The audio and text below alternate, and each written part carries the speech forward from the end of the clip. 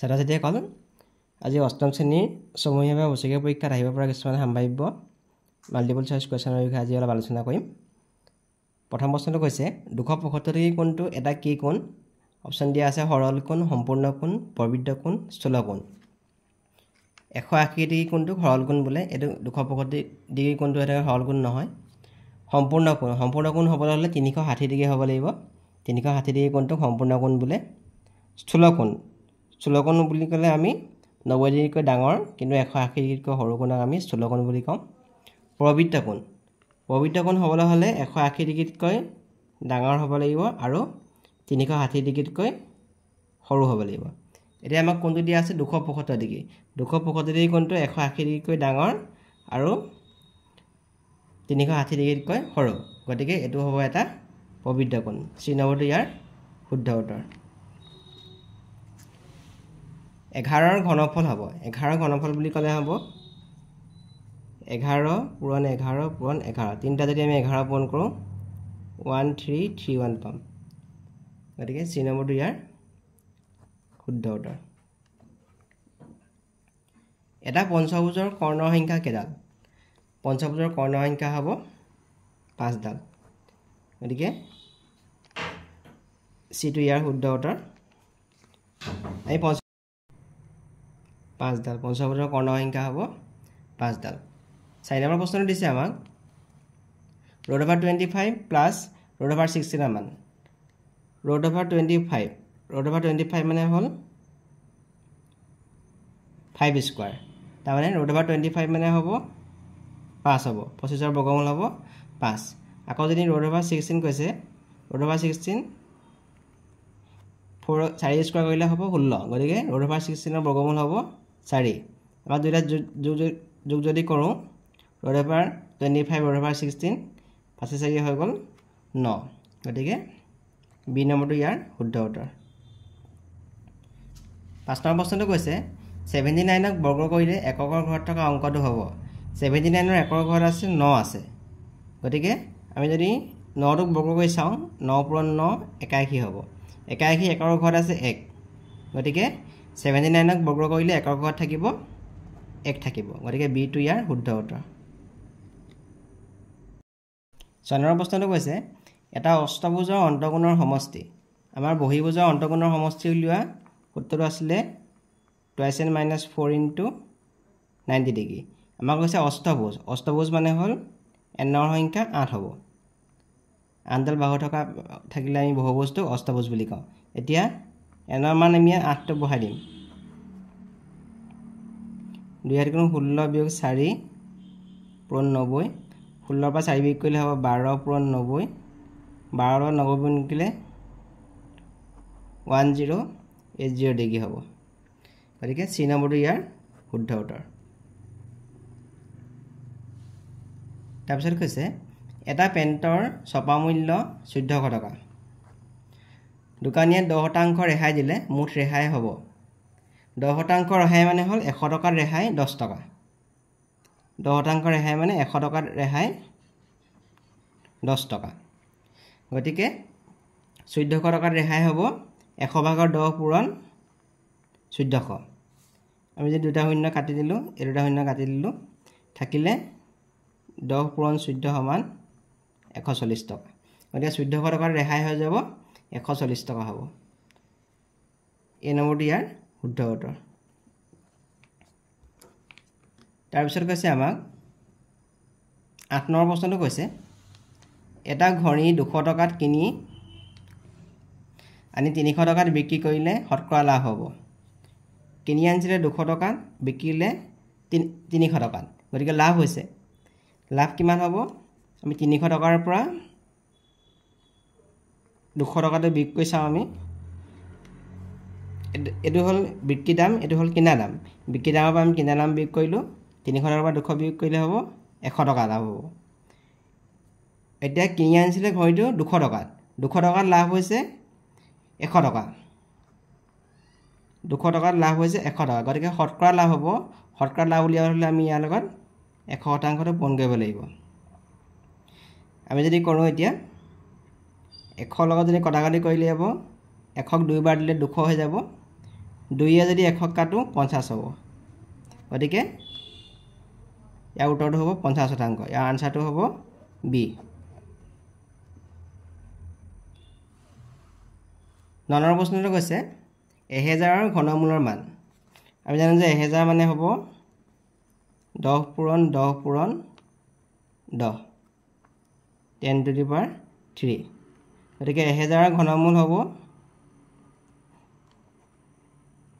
10 to the power 3 1000 ঘনমূল 10 হ'ব গতিকে সি নম্বৰটো ইয়াৰ শুদ্ধ উত্তৰ। 10 নম্বৰ প্ৰশ্নটো কৈছে এটা টিভিৰ ছপা মূল্য 16000 টকা। দোকানীয়ে ইয়াত 1500 টকা ৰেহাই ঘোষণা কৰিলে টিভিটোৰ বিক্ৰী দাম কিমান হ'ব? ছপা মূল্য দিয়া আছে 16000 টকা, ৰেহাই কৈছে 1500 টকা। আমি ছপা মূল্যৰ পৰা ৰেহাইটো বিয়োগ কৰি দিলোঁ, বিয়োগ কৰি দিলে আমি 14500 টকা। এতিয়া দোকানীয়ে টিভিটো 14500 টকাত বিক্ৰী কৰিব গতিকে সি নম্বৰটো ইয়াৰ শুদ্ধ উত্তৰ। এটা ঘড়ী 250 টকাত কিনি আনি 260 টকাত বিক্ৰী কৰা হ'ল, শতকৰা লাভ হ'ব। ঘড়ীটোৰ কিনাৰ দাম আছিলে 250 টকা, বিক্ৰী কৰিলে 260 টকাত, গতিকে লাভ হৈছে। লাভ কিমান হ'ব?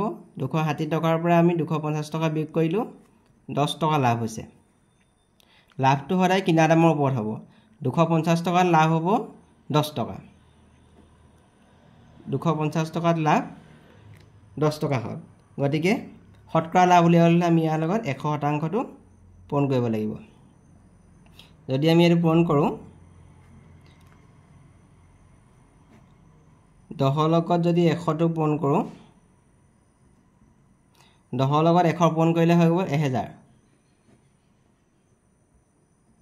তলত থাকিলে 250, 0 0 কাটি দিলোঁ। আমি যদি 25 100 কৰোঁ 4 অহা যাব গতিকে আনসাৰটো হ'ব 4%। বি নম্বৰটো ইয়াৰ শুদ্ধ উত্তৰ।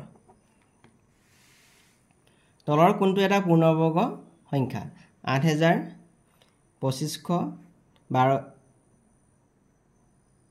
1,25,000 আৰু এইটো 1000 গতিকে পূৰ্ণবৰ্গ সংখ্যাটো হ'ব ইয়াত 2500, কাৰণ 50 আৰু 50 আমি দুটা যদি পূৰণ কৰোঁ 5 5 গুণ 25 0 0 গতিকে এইটো হ'ব 2500টো হ'ব 50ৰ বৰ্গ গতিকে 2500টো এটা বৰ্গ সংখ্যা। বি নম্বৰটো ইয়াৰ শুদ্ধ উত্তৰ। 200 সংখ্যাটোক আটাইতকৈ কি সৰু সংখ্যাৰে পূৰণ কৰিলে এটা পূৰ্ণবৰ্গ সংখ্যা হ'ব? আমি 200 সংখ্যাটোক আমি মৌলিক উৎপাদকত আমি প্ৰকাশ কৰিম। 2 হৰণ কৰিলে 100 হ'ব, 2 আকৌ 100 কৰিলে 50 হ'ব, 2 50 হৰণ কৰিলে 25 বাৰ যাব গতিকে 5 5 গুণ 25।